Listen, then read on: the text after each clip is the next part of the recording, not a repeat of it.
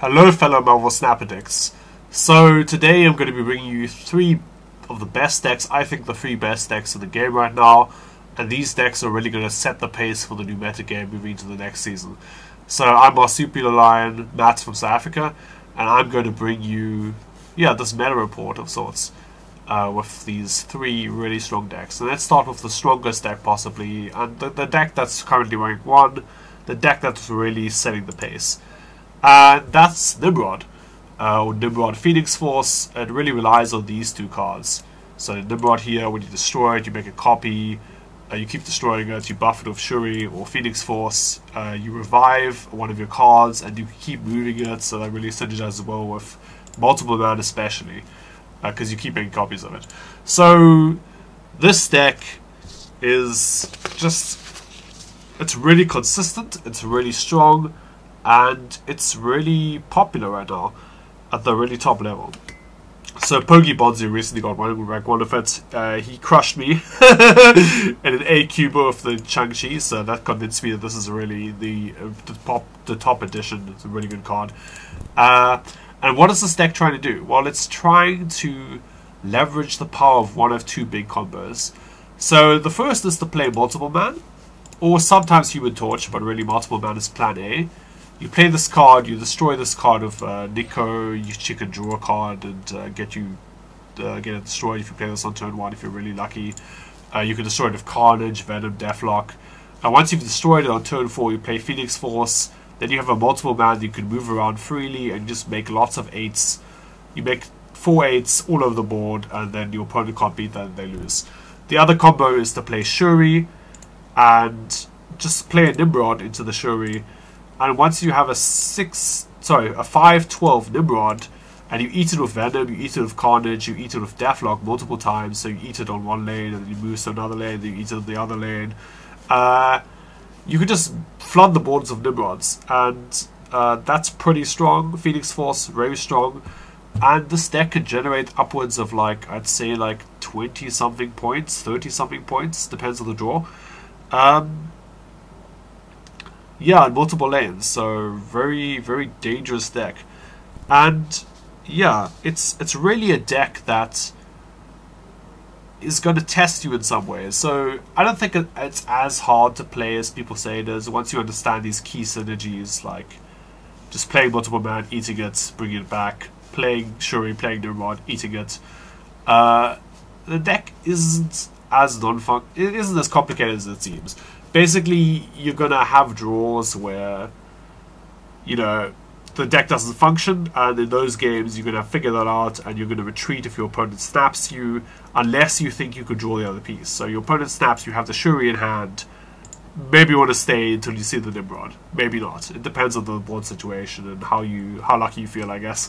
So yeah, that's the main challenge of the deck, is figuring out when to retreat, when to snap. But otherwise, this is a really great deck. It's really putting up great numbers. It's putting up lots of stats on the board. And the only thing it really struggles with is certain pieces of interaction. So let me find these for you. One card is armor. So when your opponent plays armor, you can't destroy cards where the armor is. So if they play an armor on your multiple man before you can destroy it, that kind of screws up your whole Phoenix Force game plan. If they play it on your Nimrod before you can destroy it, you can't put it out of Ghost Spider. That ruins your Nimrod plan. So yeah, armor pretty lethal against you. A card that's even worse for you is good old Professor X with all his Born Glory. So he's going to lock down the location. That means nothing can be added, removed, all that shebang. So the problem with Prof X, you play Shuri. You want to buff up your Nimrod, you have to play in the same lane. They know that. They play the Pref X on your Shuri lane, you play Nimrod into it, you lose the game. It doesn't matter if you win the Pref X lane, because your deck can't do anything if it doesn't pull off the combo, if you're going for that combo. Sometimes you're going to have a Phoenix Force, they're going to play it, one of your Phoenix Force lanes is going to get locked down, it's going to get awkward. So Professor X as a card kind of demolishes the stack.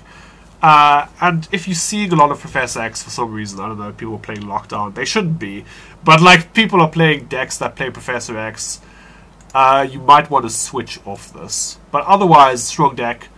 The other thing that it might lose to which we're going to discuss next, is decks that try to go a little bit bigger than this deck, trying to bully it. Because this deck is so good against the mid-range decks, it doesn't lose to Shang-Chi, which is so many decks are trying to use Shang-Chi to catch up against decks that are outpointing them. And if you don't give them a target, you give them a 12-power Nimrod, they're going to shoot the Nimrod, then the Nimrod respawns, you know. The Phoenix Force is always going to be 8 power, and the Human Torch is moving all the time, so even if it gets in Shang-Chi range, you can't always hit it. So really, Phoenix Force is the anti-Shang-Chi deck, and that's a good place to be right now. Very strong deck. If anything eats a nerf in the next patch, it's this deck. So yeah, the only reason I consider not getting it is if you're for some reason worried they're going to nerf Phoenix Force, which is pretty reasonable, I think. And if they put this card back down to 4, if they put this card down to 4 power, back into 5 energy, it's going to be trash again. So, you know, but for now, great deck to climb with. So how are people trying to beat Nimrod is the question. So there's 2 decks that I'm going to show you. One is the conventional answer, and one is my answer. So the conventional answer at the moment seems to be to go back to Destroy. Now Destroy is anyways a deck that's pretty well positioned because this is a deck that thrives when people aren't trying to beat you. And right now, people aren't playing cards that destroy. Forgive the pun. So cards like, what cards are good against you? Cards like Armor prevents you from destroying, right? Completely devastating for this deck. If it's played on turn 2. For reasons I'll explain later. Or cards like Shadow King. Shadow King puts cards back to their base power. It really punishes cards like Deadpool or Venom, which are just trying to scale up the entire game and get bigger and bigger and bigger.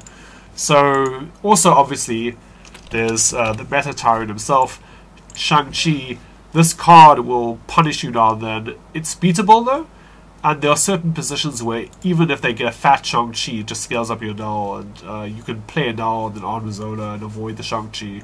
So there's a lot of tricks around this card. This card is always going to be good, but it's not going to stop Destroy from being a good deck. So Destroy is a synergy like Nimrod, but it does run into Shang-Chi. So let's talk about what Destroy actually does.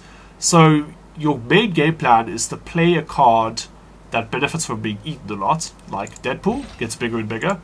X-23 gets you more energy, Wolverine gets bigger and bigger, but less impressive than the other 2 cards. You play one of these cards, you buff it with a Nico, with a Hulkbuster, and then you play Killmonger, Venom, Carnage, Deathlock. You keep destroying these cards over and over and over, and that scales up your other cards. It scales up your Deadpool, it scales up your Null, which gets bigger and bigger and bigger. It scales up your Death because it makes it cheaper and cheaper and cheaper. And if you could get X-23 down and kill it a few times, you can play a Null on turn 5, you can Arnim Zola it, broken combination. You can Venom a big Deadpool, you can Arnim Zola that. Another great combination of cards. So I would really recommend playing Armor Zola in this deck at the moment. You can play other cards in the slot if you don't have this card. You can play Shang-Chi. I don't personally love that because I want to do my own game plan at the moment. You could play a what is this card called? Yeah, you could play the Eliath, the evil card. The anti-fun card. You could play that card if you think you're going to end up in a lot of positions where you're already winning by turn 6. But that's not really been my experience. My experience has been that on turn 6 I pull off my biggest plays. I don't really want to take turn 6 off to play the Alive. So those are replacements you could consider. I think Arnim Zola is the best. I've reached top 12 of this list, which I stole from KM Best. And I think it's a great list. I mean, since fallen from that height, I'm just top 100 now. But yeah, this is a really fantastic deck, and it's good in the current metagame. Nobody's prepared for this deck. Nobody's bringing those armors, those Shadow Kings. That people are bringing Shang-Chi, but that's not enough. So on your good draws, you can really crush people with this deck. Now it plays a bit like Nimrod in that you are going to have hands where you're going to draw a Null, Arnim Zola, Death. You won't have Deadpool, you won't have X-23. You won't have a sad Wolverine alone. And those hands are going to absolutely suck. Or you're going to have hands where you have Deadpool and X-23 where you just don't draw your Destroy cards. So this deck loses to itself some of the time, but when it gets its good draws, its perfect draws with X-23 with Deadpool, those hands are so good that you can beat almost anything with them. And for that reason, you want to snap pretty aggressively with this deck. You want to capitalize on your good hands to make up for your bad hands. And what you want to do is you want to snap when you know that you're winning, but your opponent doesn't know. So you want to snap when you have a huge scaling Deadpool, like Deadpool the Hulkbuster, or you have X-23 in Deadpool, X-23 in Wolverine even, and a way to destroy them. Or sometimes you can get Nico and you can get the best mode, which is the killer card to destroy 2 cards. So you play that on turn 1, you play an X-23, you play a Deadpool into it, you just draw tons of cards, you pull off your synergies.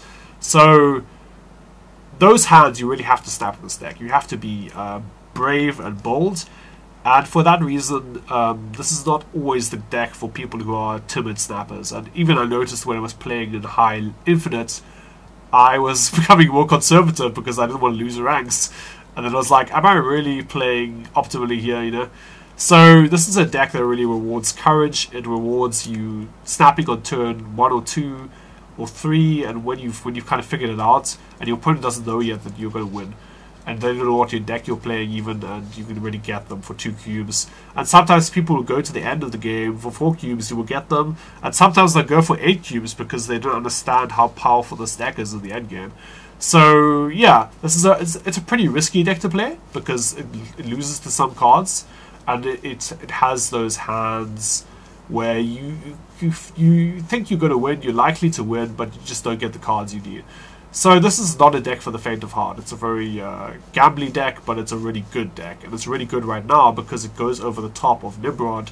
Unless Nimrod lands a fat Shang-Chi on your null, which, you know, you can play around, or they predict that you're going to honor zone your null and then Shang-Chi one of those lanes. But if they're not doing that, you could beat them.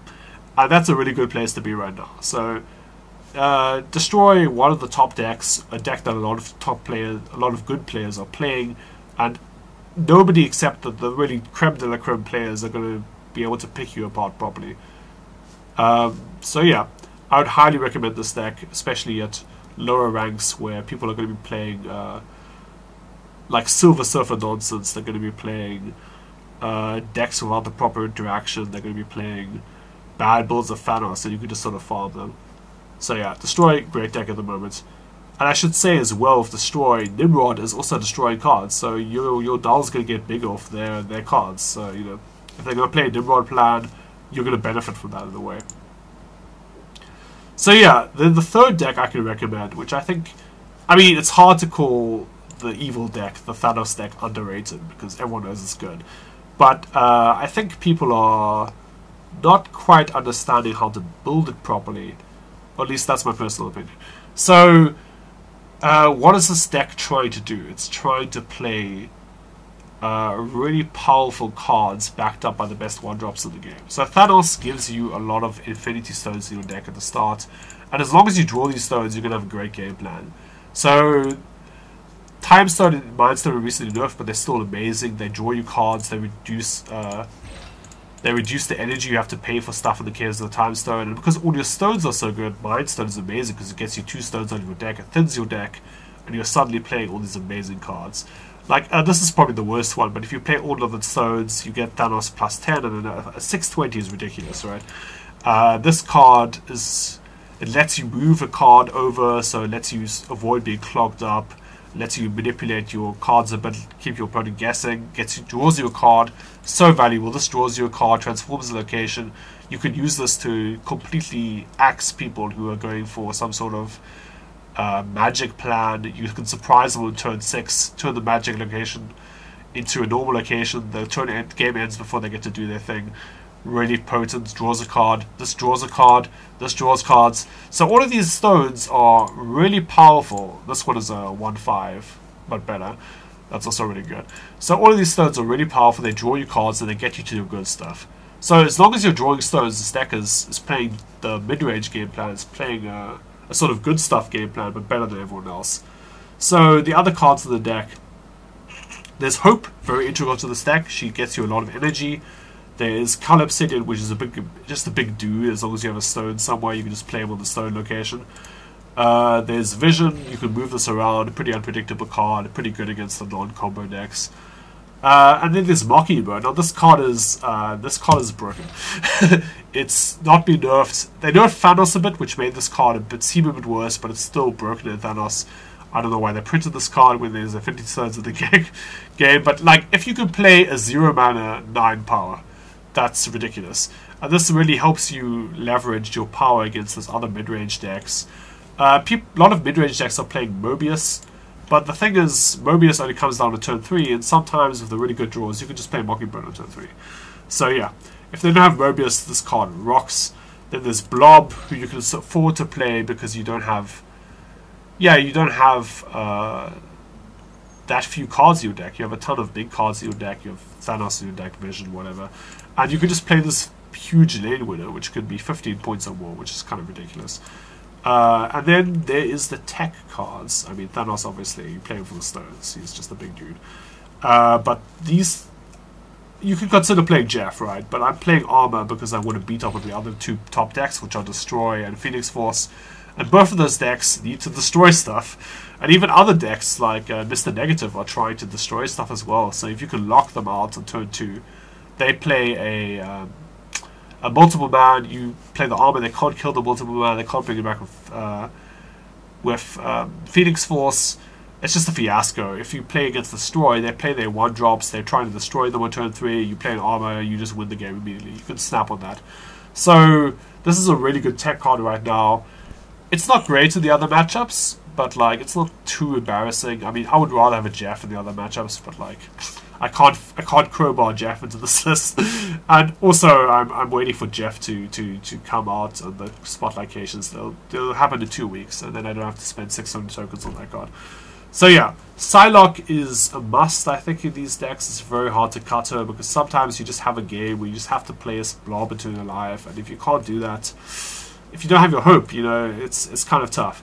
So it's really hard to cut this card, and it's really hard to cut Mobius if other people are playing Mockingbird against you, and other people are playing Mr. Negative and whatnot. So Professor X is the other card, which is... I think this card right now is integral to beating Nimrod. I've talked about this before.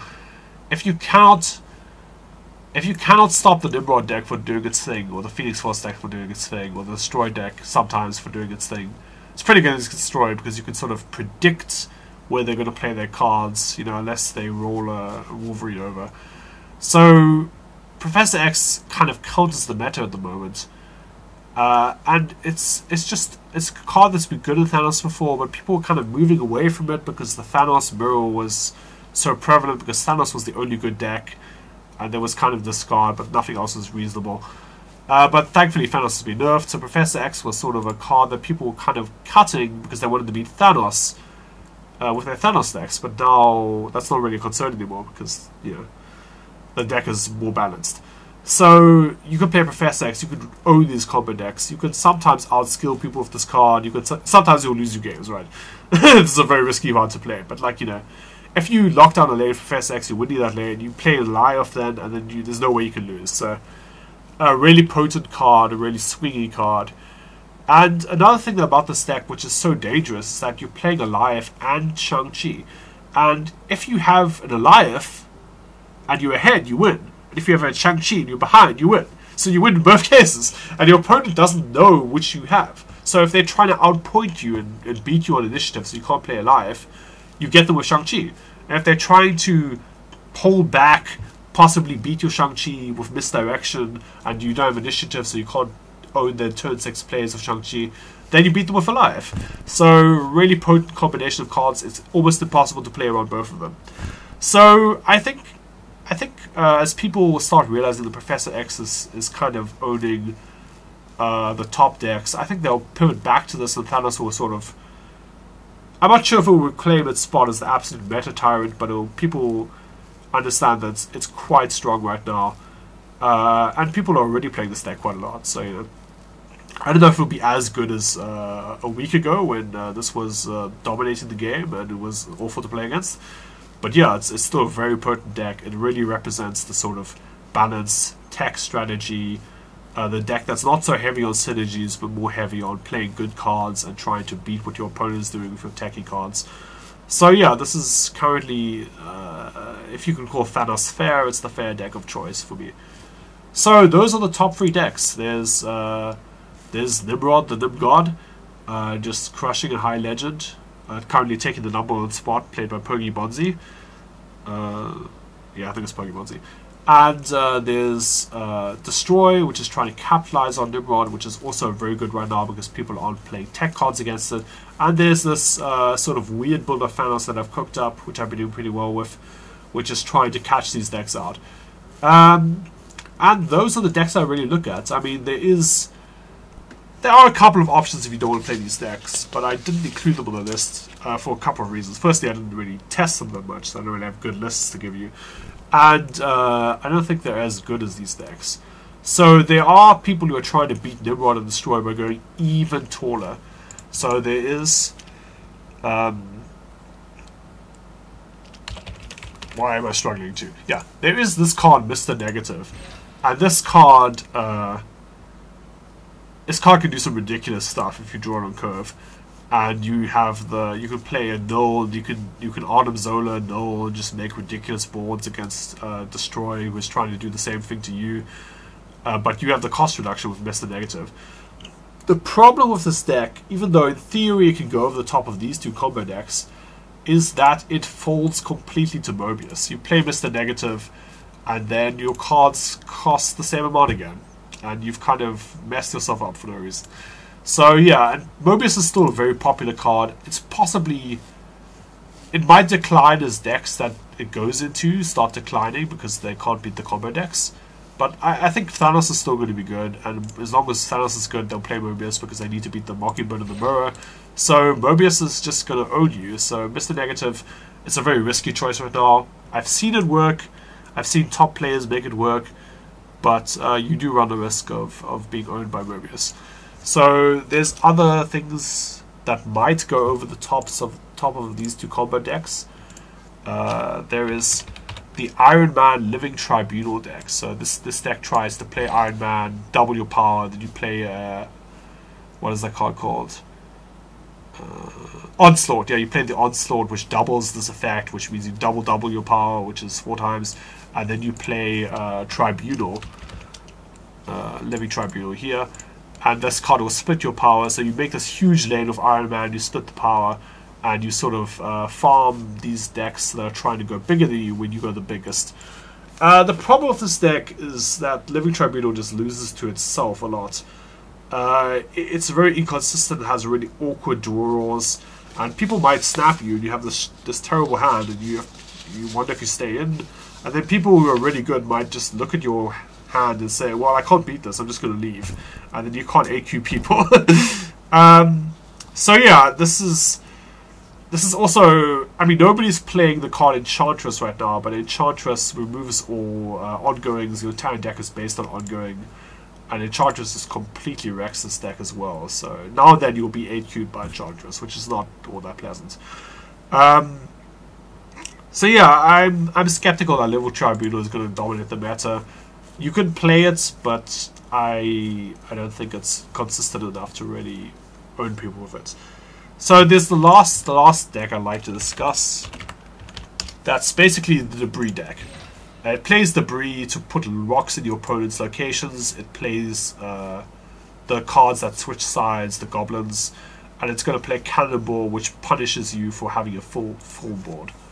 So if you haven't seen this new card, it moves a card away for 5 mana, which is embarrassing. But if you can't move it away, you destroy it and you replace it for rock, so they can't play anything there. So Cannonball Debris is a deck purely because it destroys Thanos. Thanos plays rocks, you put other rocks in there. Thanos plays all these Infinity Stones, you put rocks in their lanes, they can't play any cards, it's embarrassing. But the problem with this deck is that if you're trying to put rocks in everyone's lanes, and people are running Carnage, they're running Venom, they're running Deathlock, and that's in 2 of the best decks of the game. Sorry, not this deck. We'll come back to this deck.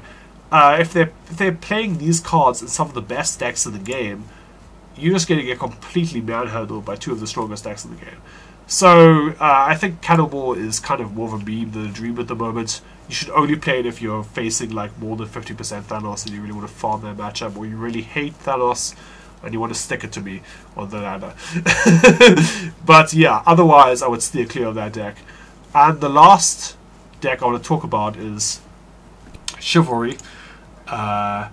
this deck has gotten a meaningful upgrade in War Machine, and it was a pretty decent deck before. So my big innovation for this Black Knight, Ghost Rider, War Machine archetype is that I cut the cards. What is it called? Ebony, yeah. Ebony War. I think this card is bad. The problem with this card is that it locks you out of playing on the location, and that's very predictable. Your opponent could just put enough power there to beat the Ebony War, and then you play the War Machine, and then you're like, cool, but now I want to play into my Ebony War location, but then I want to play my Infinite as well. So I'm going to play my Infinite into the Ebony War, and then my opponent's like, I can predict that, or I just beat this from 8 points, you know. So I don't think this is a very good card. I think it's a trap, and I think you'd be better served not playing it, and not worrying about those few games where you can go Hope into War Machine, into Infinite Ebony War, or some nonsense. That actually doesn't work, but whatever. See, another reason not to play this card. So, what is this deck trying to do? The main plan is to play Black Knight and discard an Infinite or Giganto with a Blade. You can also play Magneto here, but I like the extra power on Giganto. And then you can also, you get this giant sword, which is equal power to the Infinite, so 420, very respectable, can't be destroyed by Chang-Chi. And you can also play Ghost Rider to bring back your Infinite, so you have these huge plays that you can discount with Zabu, you can get the extra Henju with Hope Summers, and you can play these 4 mana 20s or even 3 mana 20s. And play a Shang-Chi deck as well, for Mobius as well. And just really own the meta. The problem with this deck is that it actually doesn't own the meta. The problem with this deck is that I think Nimrod kind of goes above you a bit, and they also play Shang-Chi. And Destroy kind of goes above you as well. And Thanos, I mean, I want to say you're pretty decent into Thanos, so that you have that going for you. But I suspect this deck is not going to be super well positioned. I'm not seeing it that much at the really top end of play. I think there's a reason for that. If the other decks get scaled down a bit, I can see this being pretty good. And you can do well with this at lower ranks. So this is sort of a pet deck of mine. I think it's kind of enjoyable. If I had Jeff, I would put the Jeff in this deck. I don't know what I would cut. Maybe Miss Marvel. Probably not. She's really good. Maybe Mobius, and they just take the L's against Mr. Negative. Professor Negative, that's a scary card. So really, yeah, it's a pretty cool deck. It's kind of evolving at the moment. We'll see what happens with it. Yeah, this is the other mid-range deck if you don't have Thanos, you don't want to play a Thanos for some reason. Thanos is pretty expensive though, so yeah. So, those are my takes for the current metagame. I think these 3 decks, Nimrod, Destroy, Thanos, Evil Thanos, are really potent right now. You should definitely consider playing them if you're really serious about ranking up. For reference, I am currently within the top 100, and I use these decks to climb. And yeah, they're pretty potent right now, depending on what you're feeling like. You want to play a purely combo deck, play Nimrod. You want to play a synergy deck with aggressive snaps, you can play Destroy. And if you just want to play a well-rounded deck that can play a bit of tech, that can play big idiots, you can play Thanos, you know.